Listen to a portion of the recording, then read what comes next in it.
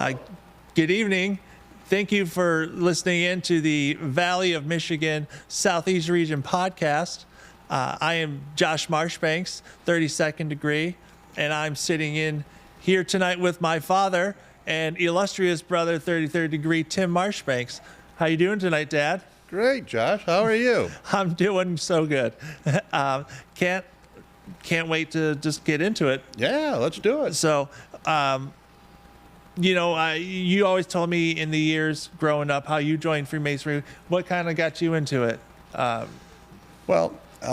as a youngster, I was exposed to it with my dad being a Master Mason. My grandfather was a Master Mason, and even my mother was an Eastern Star. So I remember being exposed to Freemasonry my whole life, pretty much. And I can even remember going to lodges for, to see Santa Claus and going to events, picnics and stuff. But as I got older, it kind of faded away because I, got interested in other things, and it wasn't really in the forefront of my mind until I met your mother. And when we were married, your grandfather, her father, decided to join Freemasonry the year that we got married. So we started attending events again, and then found out how great it was. And so one day I, thinking about what goes on behind the door, and so I asked your grandfather to join, and next thing you know, I've got a petition in front of me, and I'm going through the degrees, and lo and behold, I'm a Master Mason. And that was 30 years ago in November. Right. And it's I don't remember. A full-time thing ever since for me. Yeah, I do recall the days doing much of the same thing. My grandfather, the same guy that gave you your petition, crawling around on the floor with him here and during the Christmas times and the Santa times, even down here in the Dearborn building in Michigan. It's gone through many changes, but it still has the same soul to it. With that, we learned about our brothers in Freemasonry, and we learn more as there's such going on. What made you get into Scottish Rite then? Well, getting involved, like you said, and getting to know each other, and you become part of each other's lives. And many of the members of this lodge here was engaged with Scottish Rite. So it was more of a Scottish Rite lodge, huh? Exactly. And so, they kept pressuring me to join, but, being a young worker and family man and raising two young children and working many hours, I was already going to lodge a couple nights a week.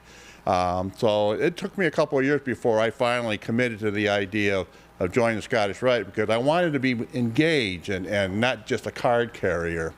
So once I joined, though, I went in feet first and started in the degrees and participating, and the next thing you know, I'm a line officer in Scottish Rite then. And it's just a great experience going through the line and all the behind-the-scenes things that go on. Like when you do degree work, the best secret kept that we have is the degree rehearsals, where you come together and you practice for the degrees that we put on for the reunions. And it's all that camaraderie we're always talking about, huh? Exactly. The camaraderie, the fun, the pranks, and the joking around, and then there's all the seriousness of putting the degrees together. It's just a great time. Surely it must be a good time. Surely it is. So you went through the line of the Scottish Rite, and it put you on this path to becoming deputy, which, to my understanding, there was another. I can't even remember now. How did you become deputy? Well, so like you said, I was an officer. I was a line officer in the consistory, I was finishing up my final year in the line as commander-in-chief, and that was just before I ended up retiring from work and was looking for something else to do. And the executive secretary's position for Scottish Rite became available. Denny Williamson, the former executive secretary was retiring, and they were looking for a replacement. And I was getting so much out of Scottish Rite, I just couldn't resist. Couldn't put it down, huh?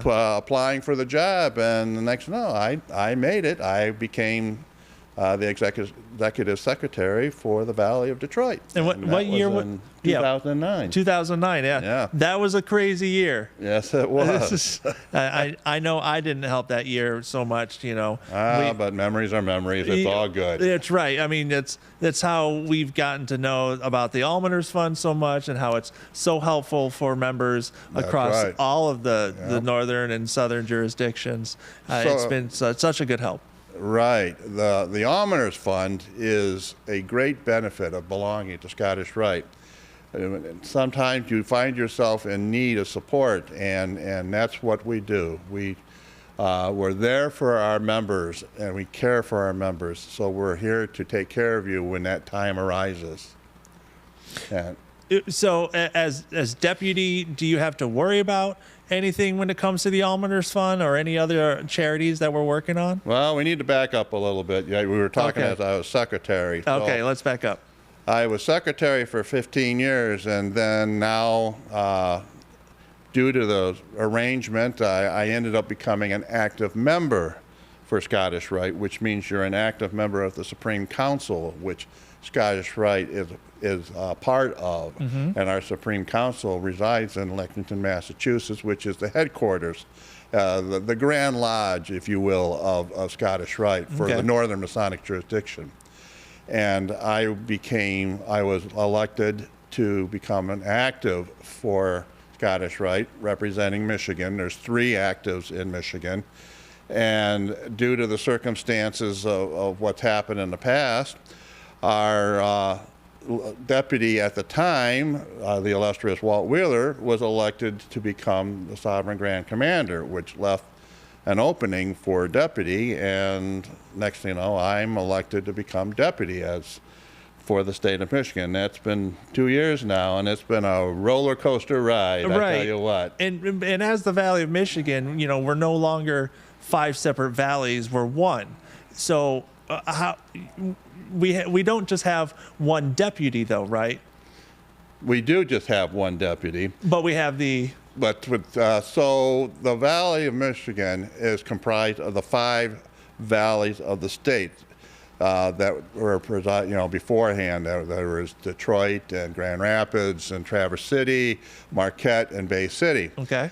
And the administration for all of these organizations are all in Michigan, and it was becoming an increasing effort for this to get done across the state. Okay. And we came up with the idea that maybe if we combine the valleys administratively, it would be a lot easier to manage. And it's worked out to be a great thing. Yeah. And along with that, we were able to combine forces and work together to put on an even greater Scottish Rite for Michigan.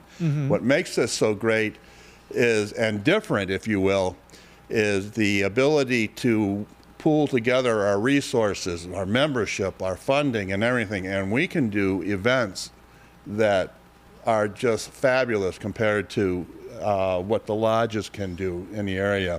And even a better benefit is, no matter what lodge you belong to, and if you're a Scottish Rite Mason, you're part of the Scottish Rite in Michigan, and you get to meet all the brothers from all over the state when you travel to all our different regions. Right, because we have a lot of brothers that travel to all our separate reunions that we still do across the state. We still do the 5 separate reunions under one valley. Exactly. Yeah. Yep. And it's become very popular. The reunions have surpassed over 150 members in attendance. Each one of them is they've exploded at times. Yeah. It's a great time, a good time to be together as a Scottish Rite Mason. Right, and now we've done. We hold back on the 32nd degree, right, and we do that now at a council of deliberation. So this past council of deliberation, which is the Grand Lodge session, if you will, for Scottish Rite, we brought together all 5 of our former valleys to work together to create a single 32nd degree. So the cast comprised of all of those members from all over the state. And we have recently purchased a stage production that we can take anywhere we want and set up. So you got lighting and music and video with rear projection screen and with a stage. And, it's pretty cool. It's excellent, and it's an easy way and a great way to see reunions anywhere we go. Mm-hmm.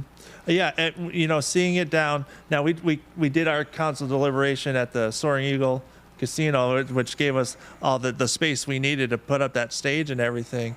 But Correct. But we've also used that stage in lodges as well, right? We can take it not only to the lodges, we can take it to community centers, libraries, museums, anywhere that can give us a space to hold a stage and a number of members in attendance. Mm-hmm. And we could do it right then and there, set it up, tear it down, and do it all in a day. Yes. That's pretty cool. I like that. Mm-hmm.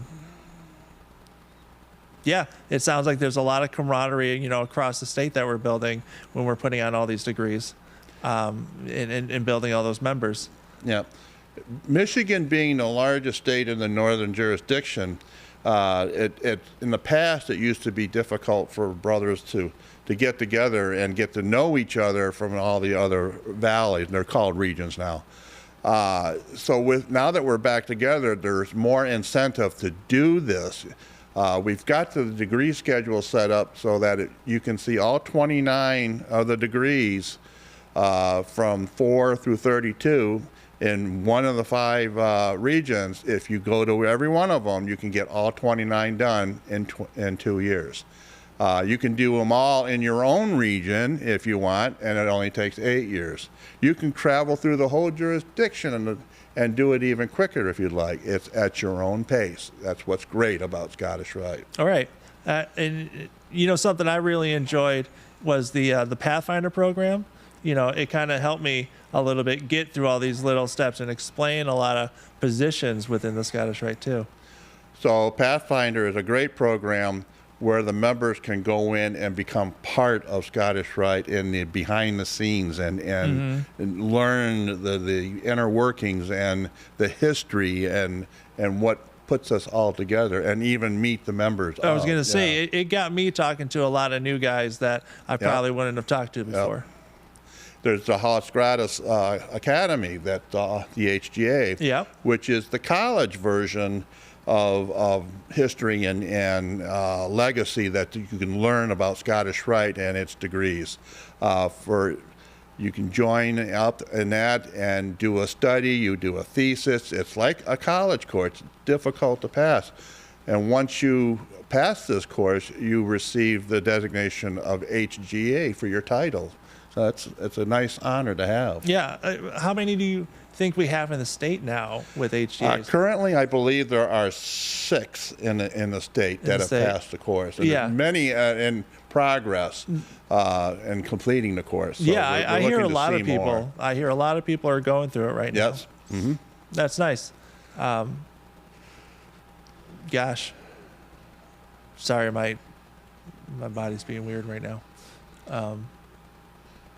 So once again, you know, all of the benefits of joining Scottish Rite. You've got the Grand Almoner Fund. You've got the HGA. You've got Pathfinder. You've got Abbott scholarships as well. We have a program where you can apply for scholarships for graduation students to work toward their college degrees. And you can, it's a simple process. You fill out the form, you go in, and the committee approves your form, and an award is given to you to put towards your expenses in college. I know that's helped me get back to college a couple of times. It's helped me complete a couple certificates for like Adobe and stuff, you know, just to get back into school. Yeah. So joining Scottish Rite, it is just been a wonderful thing for myself, my family. Yeah, I'd say for both of us. It's provided, you know, everything for us. We travel. We've had boat cruises. We've had huge dinners, supper dinners. We've gone on trips. We've gone. It's just wonderful. We've had painting sessions. We've done Painting sessions. We've yes. done like radio shows for our Valley meetings once. Yes. We just try to have a good time with all of our members, and we try to make it as family friendly as possible. Exactly. And the nice thing is you commit to the level that you want to commit to. You can get your degrees whenever you feel like getting them. All it takes is the 5 required degrees to join Scottish Rite, and that's the 4th, the 32nd, and 3 in between, because you need to see the 5 degrees that showcases our 6 core values. Right. Do you remember those core values at all? So the core values are justice, toleration, service to humanity, dedication to country, and got you on the spot. Yeah, I have to go through them again. But there's the 6 of them. Reverence to God, I think is the last one. Yeah. Yes. So each one of our degrees showcases at least one or more of these core values, and it's another moral lesson of life for men to learn and go through life with. Mm-hmm. I can't think of a better way to go through life and raise your family and go through your job and live as a Scottish Rite Mason. That's what I always tell people when I tell them that I'm a Scottish Rite Mason or I'm in Freemasonry. Sometimes you get that weird look, but I always tell them it just makes you a better man in the community. That's all it's about. It's about camaraderie and making yourself a better person for you, yourself, and family.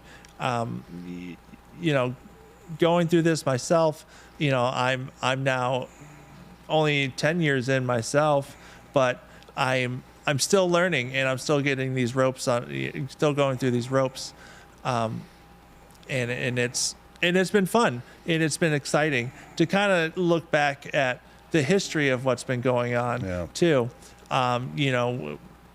We're and son, it hasn't been a greater honor than to raise you as a Master Mason. Thank you. And to bring you into Scottish Rite and share the things together that we do. I'll never forget when I asked for that petition, and I'd never seen you move quicker to get up to that desk to find that petition. Yep. It's been a great time, isn't it? It's been a good time. Yep. You should join too. Yeah, we should all join. I'm sorry. Yeah, I hope everyone enjoyed this chat we've been having tonight, and look forward to any questions you may have. You can reach out to us on our valleyofmichigan.com website if you have any questions or are looking for any information. But hopefully you'll hear from us again at the Valley of Michigan Southeast podcast. So have a good night.